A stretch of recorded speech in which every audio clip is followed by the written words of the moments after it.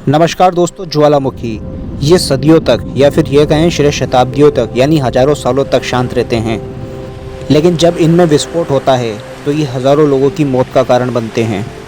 तो आज की इस वीडियो में ऐसे ही जानकारी में मौजूद प्रसिद्ध ज्वालामुखी विस्फोटों की हम बात करेंगे, जिसमें से एक ज्वालामुखी तो पिछले साल ही विस्फोटित हुआ था। तो आज की इस खास वीडियो में कहानी की मदद से मैं आपको एक अलग ही अनुभव कराऊंगा, तो जुड़े रहिए मेरे साथ अंत तक। Watch the animation video. अप्रैल की एक सुबह फर्नान क्लेरिक बाहर का नजारा देखने घर से निकले। ये इस सारे इलाके के मालिक थे।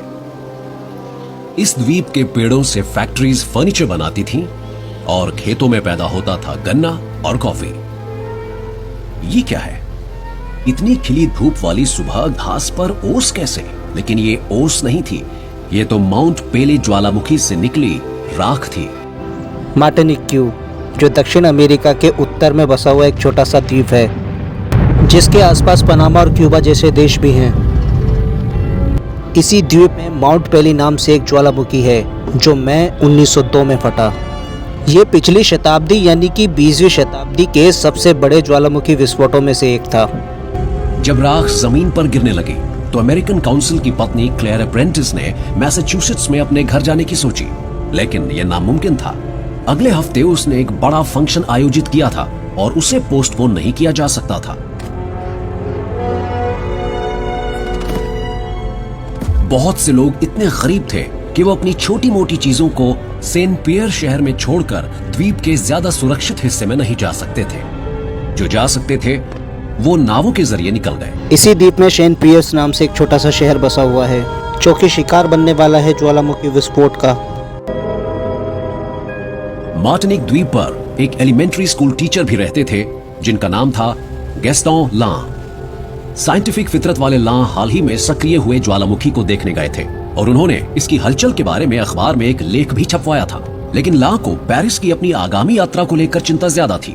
उन्हें इस द्वीप के पौधों के सैंपल अपने साथ ले जाने थे और वहां एक लेक्चर भी देना था। लेकिन जिस रफ्तार से राख गिर रही थी, उससे तो वो पौधे बर्बाद हो जाने वाले थे।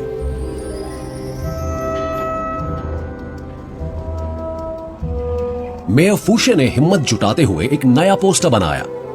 नगरवासियों, आप डरे नहीं, बहता हुआ लावा हाल फिलहाल तो शहर तक पहुंच नहीं सकेगा। ज्वालामुखी और हमारे बीच की दूरी 7 किलोमीटर है। माउंट पेले और हमारे बीच 2 बड़ी घाटियां और दलदल है। इन्हें भरने के लिए बहुत ज्यादा लावा चाहिए।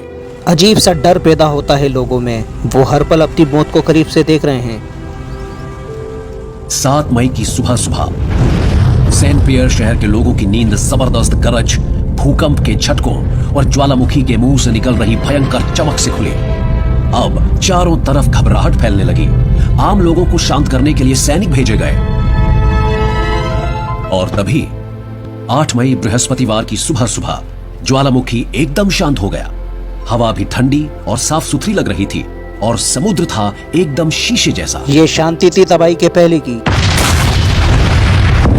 फिर 8 मई 1902 की सुबह 8:02 पर माउंट पेले में धमाका हुआ और ये जबरदस्त आवाज 800 किलोमीटर दूर वेनेजुएला तक में सुनी गई।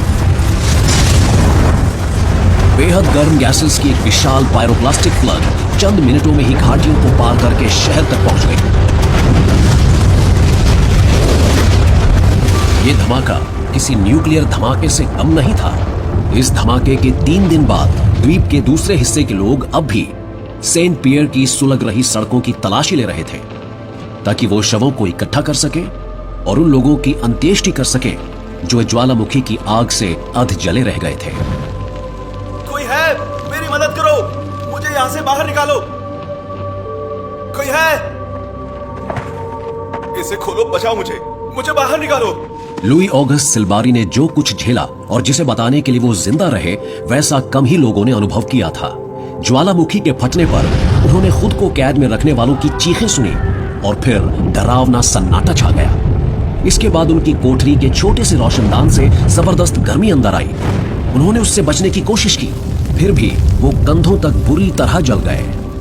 3 दिन तक वो तकलीफें सहते रहे और अपनी कोठरी की दीवारों पर जमा नमी को चाट कर जिंदा रहे। मोटी दीवार वाले इस तहखाने में अकेले कैद होने की वजह से उनकी जिंदगी बच गई थी। वो सेंट पियर में जिंदा बचने वाले सिर्फ 2 लोगों में से एक थे, बाकी 30,000 मारे जा चुके थे। जी हाँ, बाकी 30,000 मारे जा चुके थे। रोमन साम्राज्य, पोम्पी शहर, 24 अगस्त का दिन, साल 79। रोमन साम्राज्य का पोम्पी शहर भी ज्वालामुखी विस्फोट की वजह से खत्म हो गया।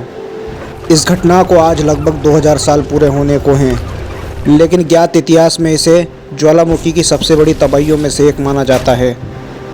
उस वक्त की ज़्यादातर आबादी इस विस्फोट में जलकर खाक हो गई। अब आप इस वीडियो को देखें। एक ऐसी वोल्केनिक इरप्शन जिसकी इंटेंसिटी हिरोशिमा न्यूक्लियर एक्सप्लोजन से 100 गुना ज्यादा थी और इस वोल्केनो के फटने की आवाज इतनी तेज थी कि 10,000 किलोमीटर दूर स्थित अलास्का में भी ये स्पष्ट सुनाई दी।